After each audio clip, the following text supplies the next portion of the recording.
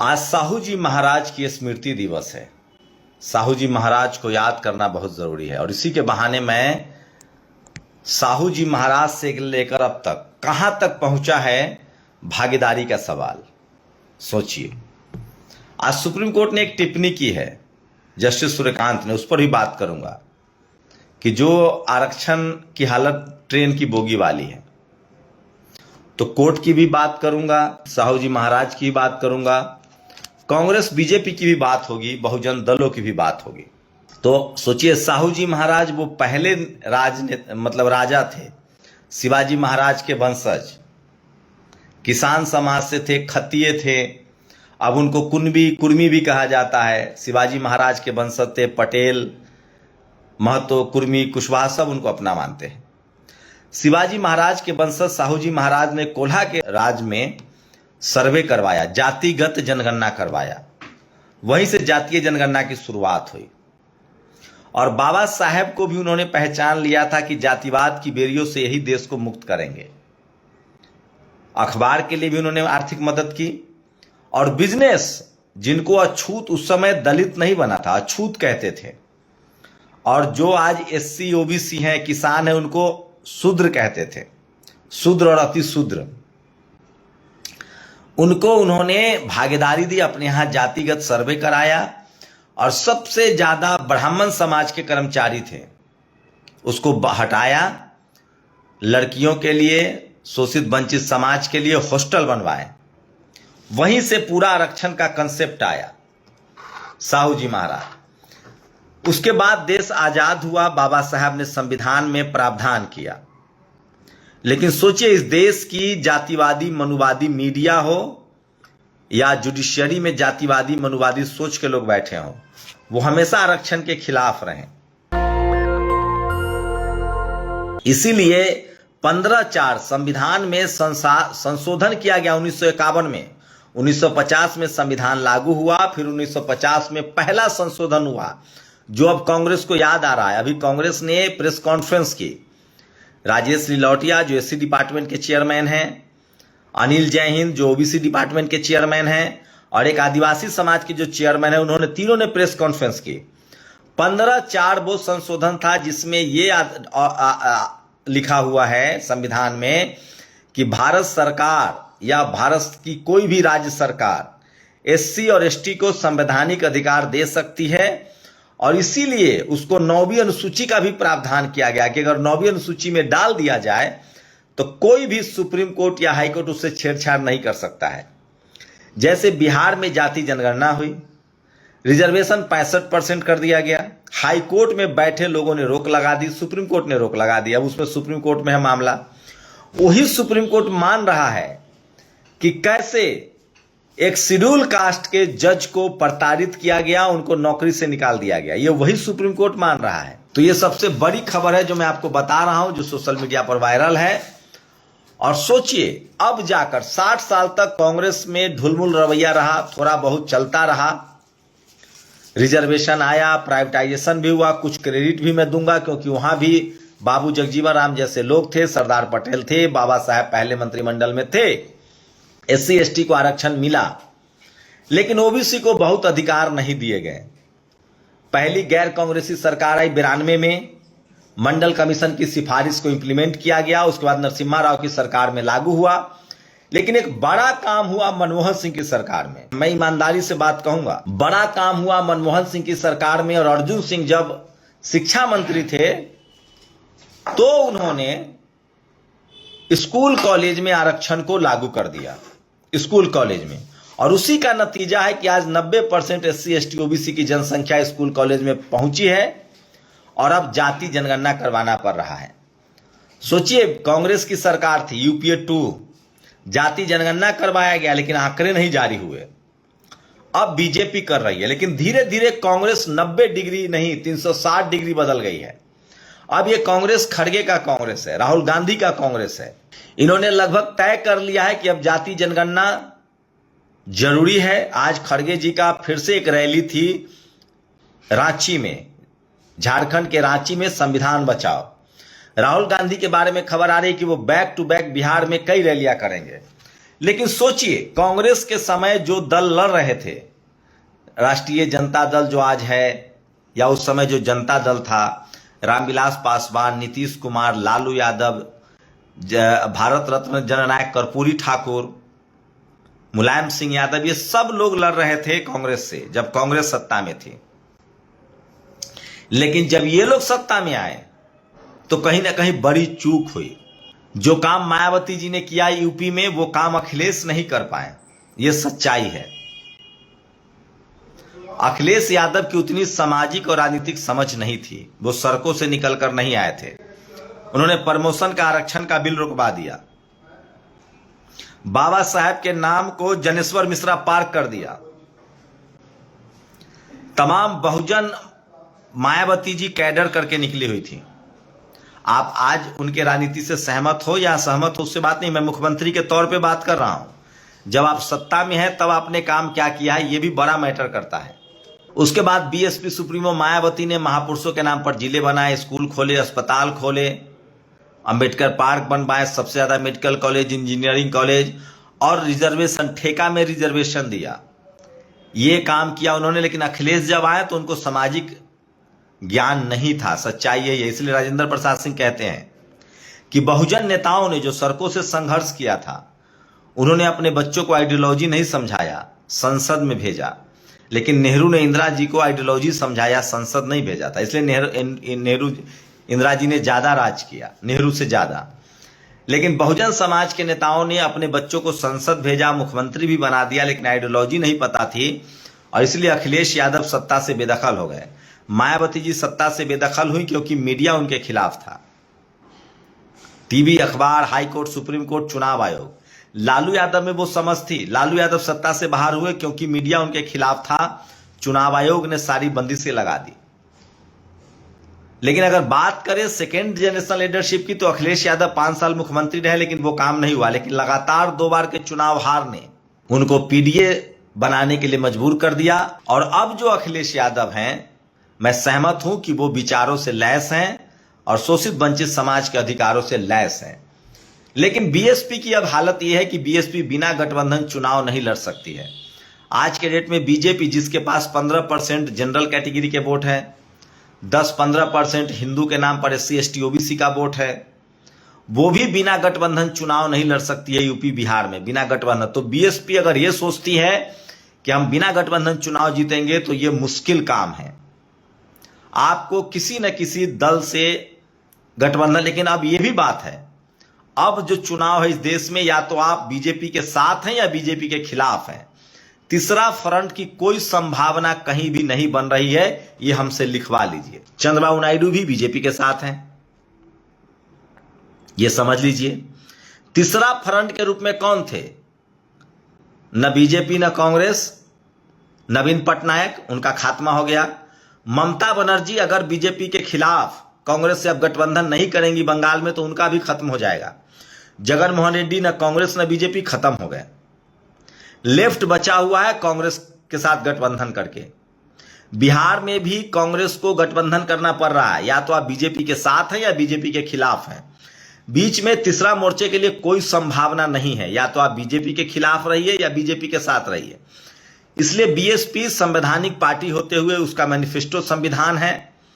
BSP अगर सबसे बुरे वक्त में है, एक विधायक है, एक सांसद है सिर्फ, तो इसकी वजह है कि वो गठबंधन करके चुनाव नहीं लड़ रही। या तो वो बीजेपी के साथ जाए या बीजेपी के खिलाफ जाए।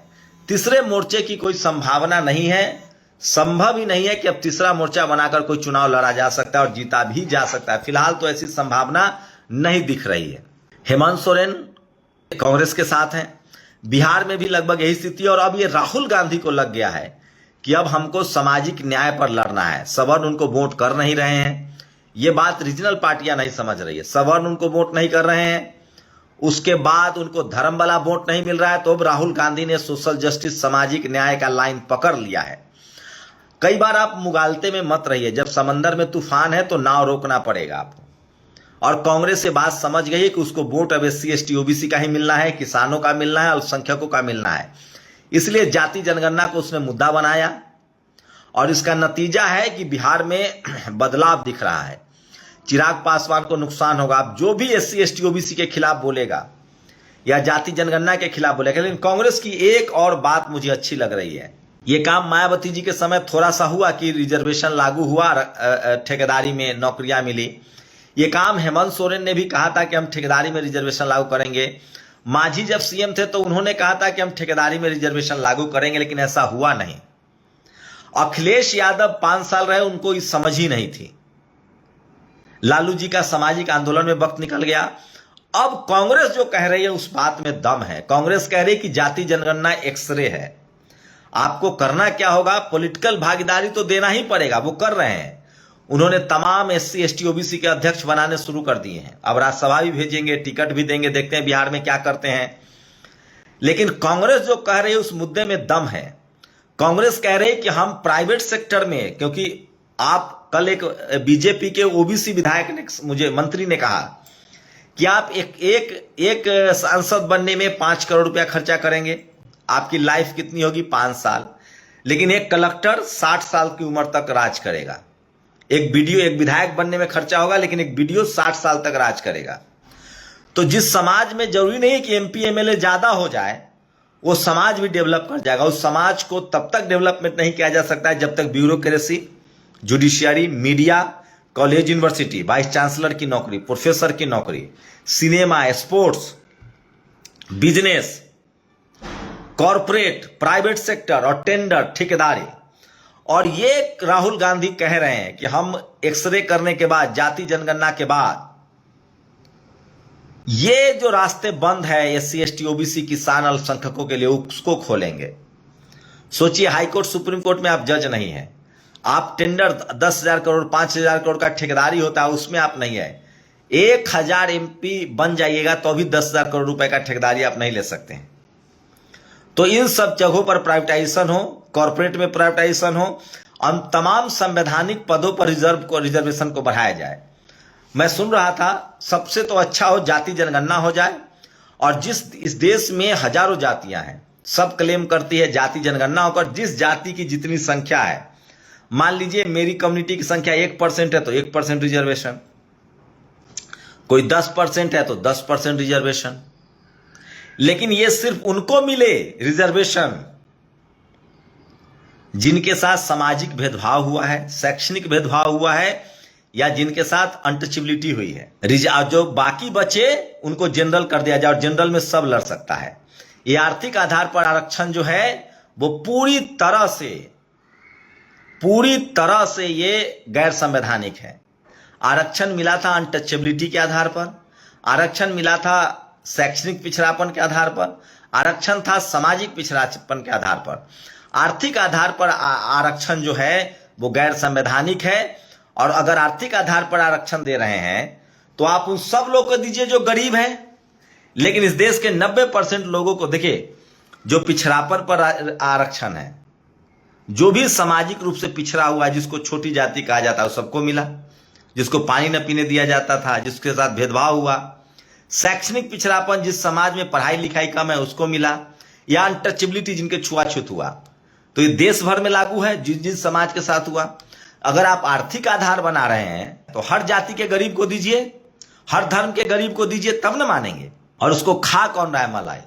तो ये बात राहुल गांधी की बातों में दम लग रहा है। वो कह रहे हैं कि हम प्राइवेट सेक्टर, कॉरपोरेट, तमाम जगह पर हम आरक्षण देंगे। अखिलेश यादव की भी समझ बढ़ी है। बिहार चुनाव में क्लियर हो जाएगा कि क्या जाति जनगणना बड़ा मुद्दा है या नहीं है।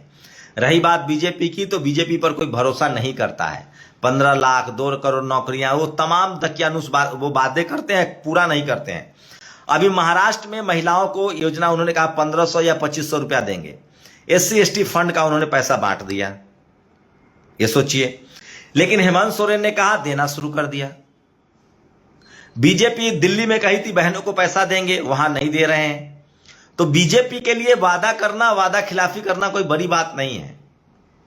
और जाति जनगणना क्या चुनाव, बिहार चुनाव के लिए शगुफा है, या उसके बाद वो डेडलाइन नहीं है उसका, कब होगा, क्या OBC की गिनती कर दी जाएगी।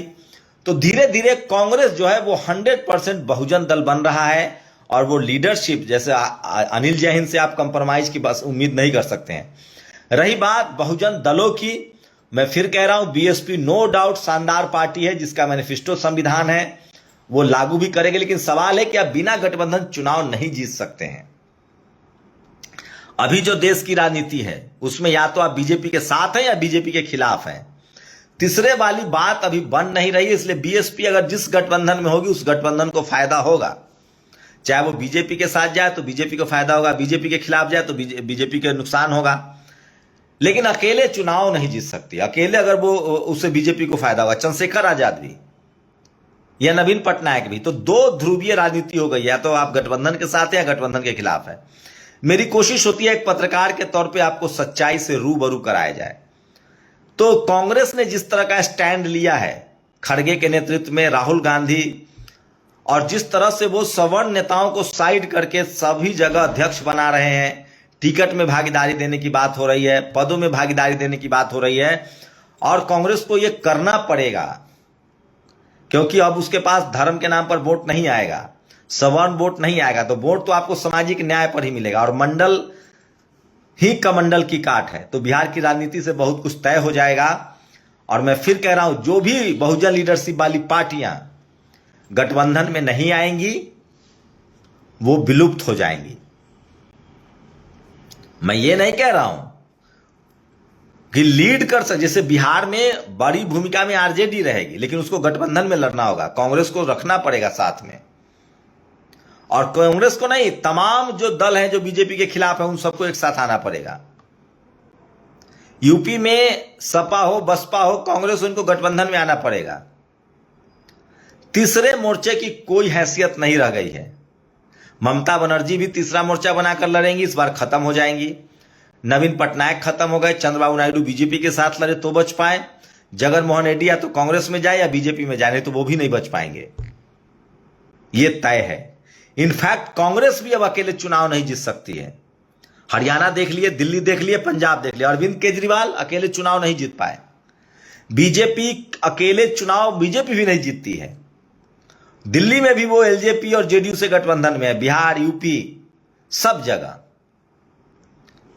और बीएसपी या चंद्रशेखर आजाद राष्ट्रीय पार्टी हैं। तो यह तय है कि जब तक ये दल गठबंधन में चुनाव नहीं लड़ेंगे, अब सीधा सीधा लाइन है, या तो आप बीजेपी के खिलाफ हैं या बीजेपी के साथ हैं। आप लोग मेरी बातों से सहमत है असहमत है, अपनी प्रतिक्रिया जरूर दीजिए। शुक्रिया। दस्तक की आपसे गुजारिश है कि अगर इसको बचाना चाहते हैं तो नेशनल दस्तक को सब्सक्राइब करने के लिए रेड कलर के सब्सक्राइब बटन को दबाएं, फिर बेल आइकन की घंटी दबाएं। नेशनल दस्तक को बचाने के लिए बहुत जरूरी है कि हर खबर को शेयर करें, लाइक करें, कमेंट जरूर करें।